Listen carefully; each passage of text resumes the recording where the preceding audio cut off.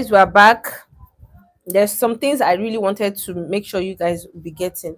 So one of which is okay. So one of which is the formulas for deriving value and all that. So let's just start from the scratch. So normally, before we even go into what an offer is, we all came into the entrepreneurship world. One of the reasons why we came into the entrepreneurship world was that sometimes we get tired of being tossed around. We know that whatever we are getting as maybe salary workers or whatever you wherever you might have found yourself is not enough. But most of us are scared of change. You understand? We're mostly scared of change and all. But as soon as the willingness to get more surpasses the willingness for change, we start taking the limp. Now, a lot of us got introduced into the entrepreneurship world maybe through personal development most of the time. I would say I got initiated into the entrepreneurial world through personal development, reading and all. And I think my background was network marketing, which I do not really advise now, but it has a way of really improving your IQ as in network marketing. And some people maybe through franchise, some people just felt they just want to do it to get more out of life. So whichever reason you ventured into entrepreneurship world, when you get into the entrepreneurship world, maybe you would realize that you need something to sell. You always need to have a value that you sell to exchange for money. Now when you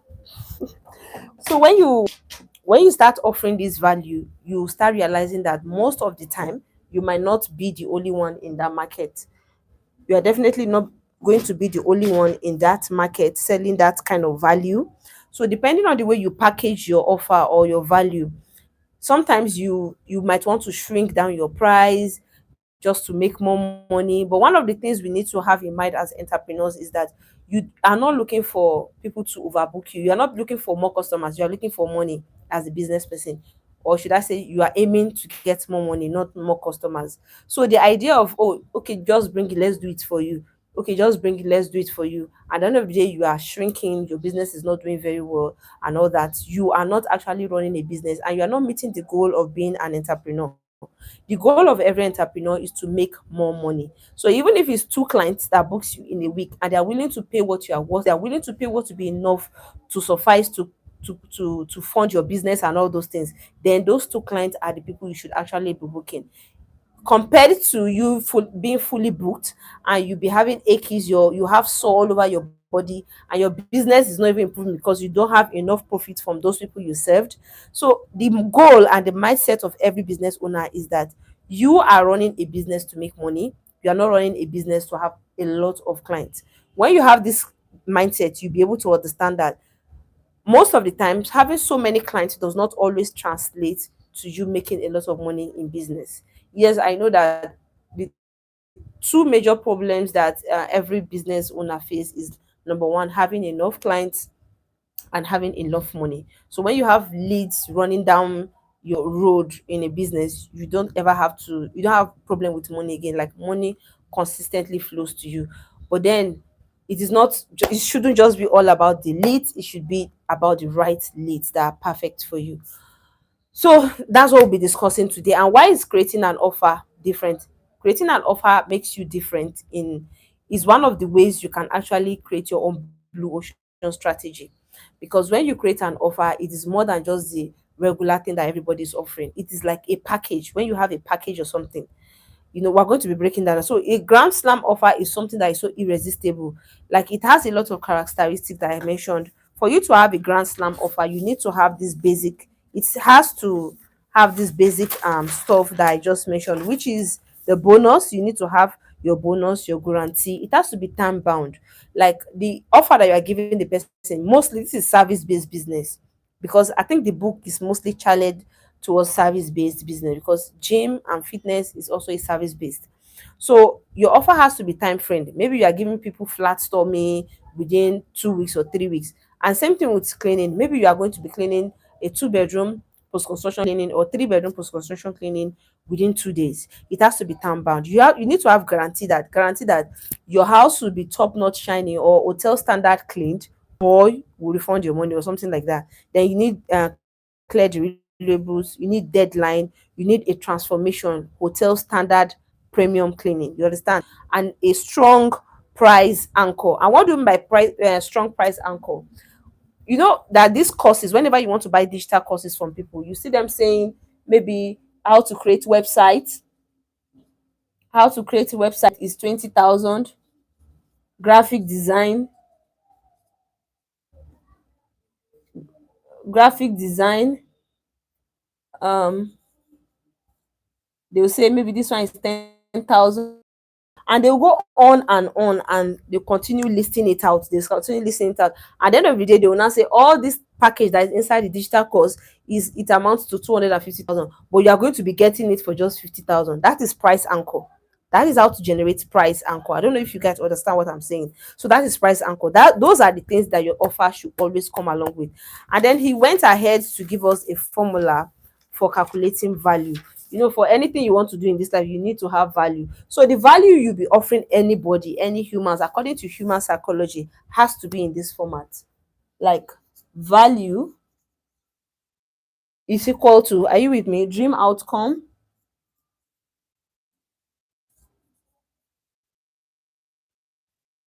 Can you see that? And um perceived likelihood of achievement all over time, time delay times effort or sacrifice. Now let's explain this. The dream outcome of the people, the starving market you are trying to create the offer for. Who are your target audience? So we're going to get to that, because after you learn how to create your offer and you've learned pricing as a story, because pricing is a story, is a perception. Now, when you've learned how to craft all this, he taught us how to actually channel your offer to a starving crowd. He went as far as describing how to niche out in his book. And I think the way he taught how to niche down is really very simple. Make sure you understand how to actually carve out your own target audience. Now let's talk about the value first. He said the dream outcome. What is the dream outcome of your target audience? Now I'll be taking post-construction cleaning as an example. I don't want to continuously be taking maid service because that's what I do. So let's say post-construction.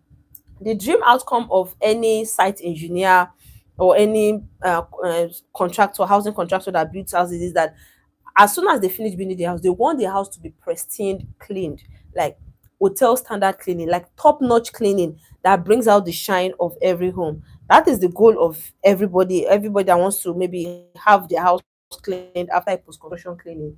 So that is the dream outcome, like hotel standard transformed cleaning. You understand? Then perceived likelihood of achievement, like how sure that they're going to get that. You have to make them very sure, like the certainty has to be 100% that they are going to get that result, maybe through your previous testimonials or what you've done before, stuff like that. Then all over time delay, how long is it going to take you to achieve this goal for them? And the lesser it takes you to achieve that goal, the better. Now, effort and sacrifice. What is your client going to bring in? Will your client have to put in some effort? Will they have to be calm? Will they have to be there every day? Stuff like that. Will they have to spend a lot of stress or time to make sure it works? So your goal as an entrepreneur is to always make sure this down part is as minimum as possible. And if you can even take this down part to be zero, then you can create the best offers in the world, because your focus is that you want the time to be as limited as possible. That is your goal as an entrepreneur, and you don't want your clients to suffer at all. You don't want any stress. They shouldn't even have to even pick a finger. Humans don't want to stress, like people want ease.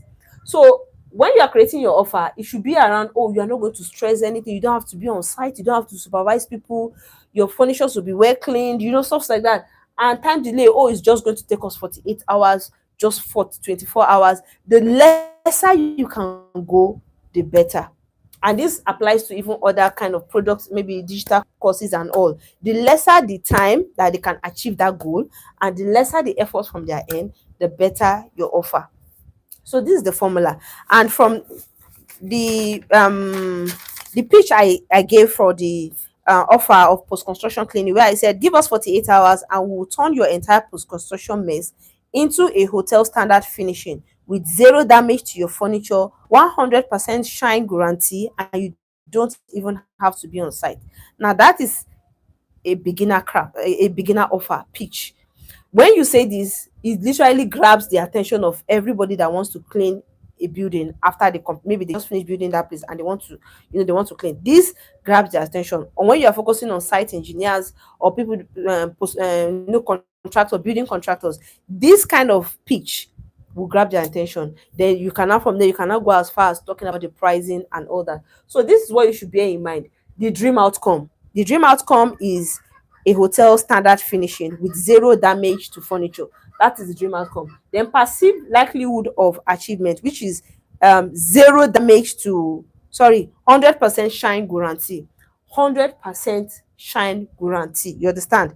Then the time delay is 48 hours, and the effort and sacrifices that they don't have to be on site. Now we can go on and add some bonuses, like we're going to be giving them fumigation. That's part of the bonus. Then and all that. Then you can even talk about the guarantee. You get this, or we'll refund your money, or stuff like that. So there's a lot of things that comes with an offer. I hope you are getting the picture of how to create an offer. So you package all these things. You now put the price of, okay, for we to even clean your one bedroom is also price. For we to do the bonus as fumigation is supposed to be maybe 30,000. This is supposed to be this price. You've stated out all the price. We now say, but if you are buying from us today, if you are signing or booking us today, we're giving maybe everything amounted to 500k. We're giving you at the range of 150k or 200k. Now, this literally, when you are targeting the right people, the starving market, the people that need this kind of service, they do not want to back out. They literally want to book you right on point. So that's literally it for the formula. Now let's talk about the pricing. He said in his book, pricing is a story and pricing is a perception. What, unlike what other people think, they feel like, oh, your price have to be cheap to be the biggest, the best in the market. But you do not have any benefits whatsoever being the cheapest in the market or being the second cheapest in the market. But you have a lot of benefits to gain by being the most expensive in the market. Because you being the most expensive in the market, people literally think there's something more to you. It attracts people that are high value because of status and luxury. People want to feel the status of, oh, I'm booking the best cleaning service in the area or the most expensive cleaning service in the area. So you want to change your perception from maybe trying to make yourself the cheapest in the market. It does not do you any favor whatsoever. So it is a story that you are telling with your pricing, and it's also a perception. Literally, most people like me, even me, I feel like when something is more expensive, I just feel like it has better value, sort of. And I think this is common with a lot of people. Like when something is more expensive, they feel like, oh, I think this one is of a better value, sort of. So now let's move ahead to this is just like scrambling part. Now let's move ahead to niching, which is the starving market. How to create your own starving market. Because the problem that we entrepreneurs have is that we feel like even after creating this offer, you want to target everybody. Now that is the mistake that gets a lot of people poor. Because if you want to be successful as an entrepreneur, you want to be really successful, you have to target people that are hungry for that thing. And how, okay, let me just give you an instance, like a story he used in his book. He said, if you were selling hot dog or maybe sausage or something, you're selling a hot dog in an environment, and maybe the hot dog does not really taste very well, the hot dog that you're selling, or what snacks or whatever that you're selling does not really taste very well. What are those things that will make you sell out? What are those? And he said he was getting responses from people like, oh, maybe the price, or maybe the location, and all those things and all that. But he said one of the things that will make you sell out is if you are the only person that sells that kind of thing in that area. People will literally have no choice than to just book you. That is what makes you stand out, and that is why you have to be different from every other person. I think this story explains the meaning of niching more, because you want to eat maybe fries, and every other person in that area, they all sell cooked food and maybe stewed food and all. There's nobody that sells small chops, but only one person sells small chops. Her small chops is so expensive, it does not really taste that great like you would want it. But when you want to eat chops, you want to go to that person because she's the only person that does that in that area. Now that is the power of niching and focusing on a starving market. Because you are the only one there, people are ready to buy it. They are ready to just buy it, irrespective of the price, irrespective of the taste. Even sometimes they will buy it from you. Now that is the power of going towards a starving market. When you are able to carve out a starving market, people will raise their hand to buy your stuff no matter the price, and especially if you have a grand slam offer. So that was where he went on and on to talk about carve out your how to carve out your starving market.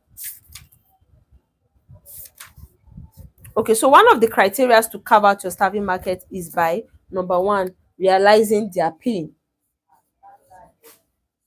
Now, those people that you've created offer for, what kind of pain are they experiencing?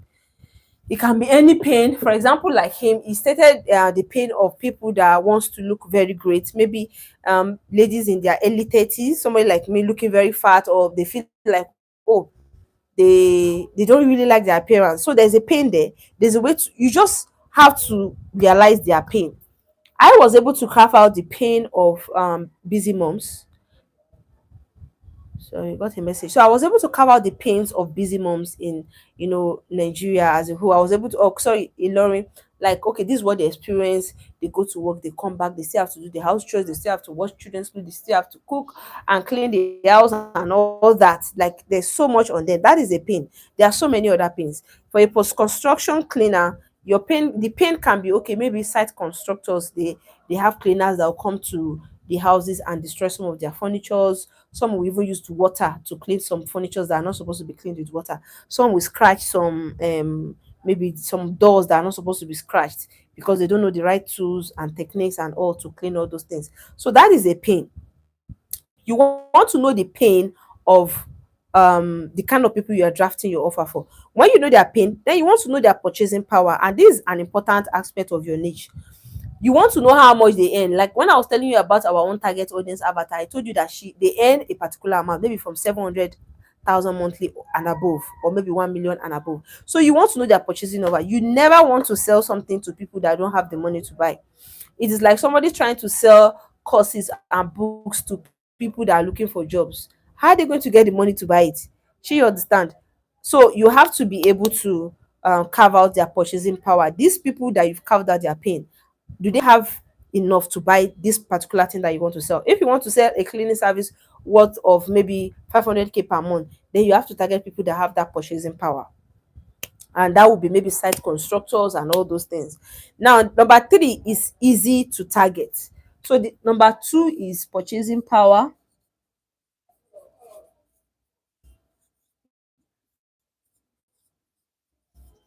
and number three is easy to target. Are these people easy to target? Like if you go on Facebook, can you easily target them through the interest and all those things?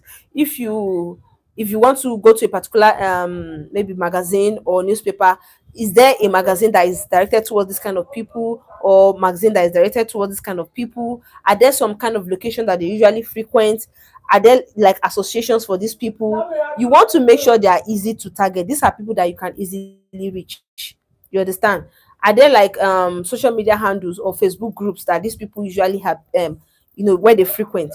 So you want to be able to target them. You don't want to choose people that you cannot target. I hope you get me. You want to choose people that are targetable. Like busy moms now, I told you there are lots of places that they frequent. They have moms Facebook pages on every state in Facebook, and then we have magazines that are tailored for women.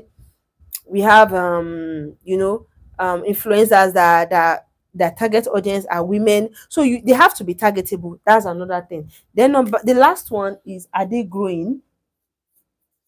Those set of people that you are targeting, are they increasing day by day, or maybe they're just there and they're not increasing? So it has to be people that are increasing every day. We are having new moms, we are having new moms, we're having new moms, we're having ladies, maybe even single ladies that are becoming self reliant, that are becoming independent, that wants cleaners.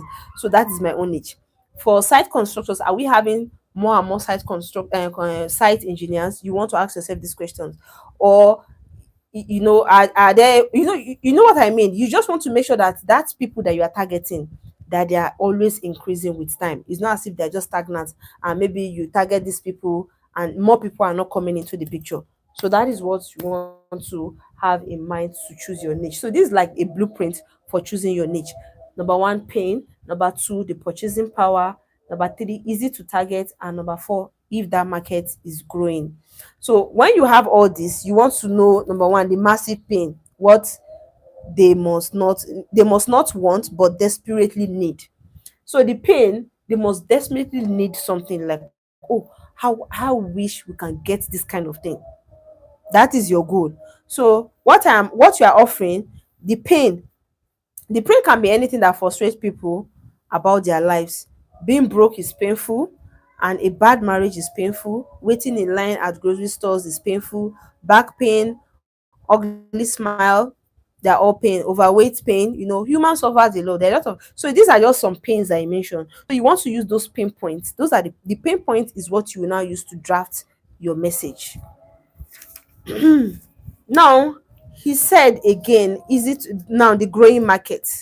He said, if you are this growing market, how to know if your market will be growing? One of the ways to know if your market will be growing is by these three formulas. Maybe I should draw this in a book. He said they have to be in the health, wealth, and relationship factor. So health sector, sorry. So health, whatever you be teaching has to be in these three sectors for it to be growing consistently. And luckily for us as cleaning business owners, cleaning can be associated with health, cleaning can be associated with wealth, and cleaning can be associated with relationships. So cleaning in health status, if you use some toxic chemicals, there are chemicals that actually that are carcinogenous, that when you use them it can give you cancer. And when you don't clean your environment, you know what happens. Then wealth also, when you have somebody coming to your house to clean for you, you are literally saving time that you can actually use to make more money. Relationship also, you are literally saving time to have more time with your family and all that. So cleaning goes round here. So luckily for us, if you are drafting any offers around cleaning, anything cleaning, it matches. That means the market will continue to grow, irrespective of the crowd that you choose. Whether you choose site constructors or all those things, the market will continue to grow. So depending on the kind of, there are other people that I believe that are beginning to listen to me that are not cleaning business owner, maybe service based business. You want to make sure your offer beats all this. The kind of market, like, is it on health? Does it affect their health? Does it affect wealth? Or does it give them more money? And does it affect their relationship, or does it better their relationship? So you want to ask yourself this question about your growing market to be able to know if that sector will be growing. Now, after you've now niched down, you've choose that this is the kind of people I want to be working with, you want to stick to that niche. Yes, you want to stick to that niche, because a lot of people will choose a niche, you sell an offer to them, and then you feel like, oh, this niche is not selling. Whereas it is your offer, the way you created your offer, that has a lot of things wrong with it. And Alex Hormozi also itemized the importance of having a niche. He talked about time management, like, okay, let me just use that example on my own. He said, okay, let's say in cleaning, you say house cleaning.